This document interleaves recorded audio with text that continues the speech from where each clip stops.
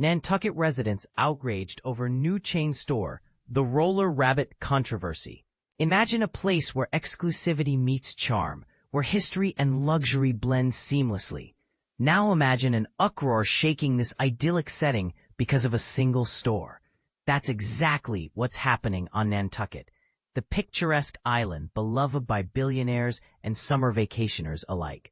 Residents known for their discerning tastes are up in arms over a new arrival, a chain store daring to set up shop in their pristine downtown. But here's where it gets controversial. What happens when tradition clashes with commerce? And why does this tiny island feel like ground zero for a larger debate about community identity? The contentious newcomer is Roller Rabbit, a high-end sleepwear brand famed for its whimsical designs and steep price tags. Earlier this year, Roller Rabbit opened its doors in the heart of Nantucket's upscale shopping district, much to the dismay of locals who treasure the town's unique character. The problem? This opening directly violates the island's strict ban on chain stores, a rule designed to protect the historic charm and support local businesses. Despite being served a cease and desist order by Building Commissioner Paul Murphy, Roller Rabbit refused to back down. Instead, they made some strategic tweaks to sidestep the regulations. For context, let's break this down further. Nantucket has long prided itself on its independent spirit, which is enshrined in something called the Formula Business Restriction. Essentially, this regulation prohibits any business deemed too formulaic, meaning those with 10 or more locations globally that share standardized features such as logos, product lines, or branding from operating in the historic downtown area. Why does this matter so much? As Wendy Hudson, owner of Nantucket Book Partners, explained, the proliferation of formula businesses threatens everything that makes our island special. From harming the local economy to diluting the one-of-a-kind atmosphere that draws tourists, the stakes couldn't be higher.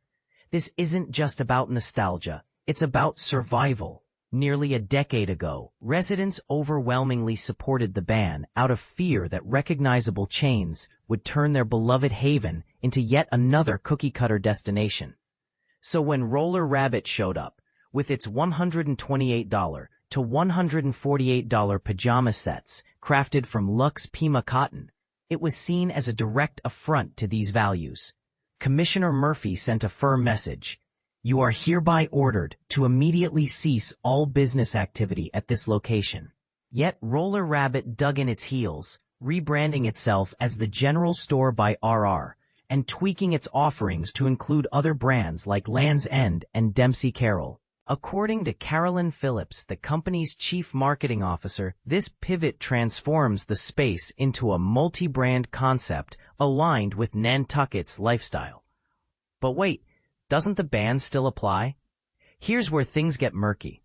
Leslie Snell, director of Nantucket Planning and Land Use Services, Plus, clarified that pop-ups aren't subject to the same scrutiny. Since Roller Rabbit now identifies as a temporary pop-up, technically, it skirts the rules. However, enforcement largely depends on complaints or self-reporting, since no permits are required for retail stores. In essence, unless someone raises a red flag, violations might slip through unnoticed. So, what do you think? Is Roller Rabbit simply adapting to survive, or are they undermining the very fabric of Nantucket's identity? On one hand, critics argue that allowing even minor exceptions could open the floodgates for bigger chains. On the other hand, supporters might say innovation should always find a way, even if it means bending the rules slightly. Either way, this clash raises important questions about balancing progress with preservation. Should every community prioritize uniqueness above all else? Or is there room for compromise? We'd love to hear your thoughts. Join the conversation below.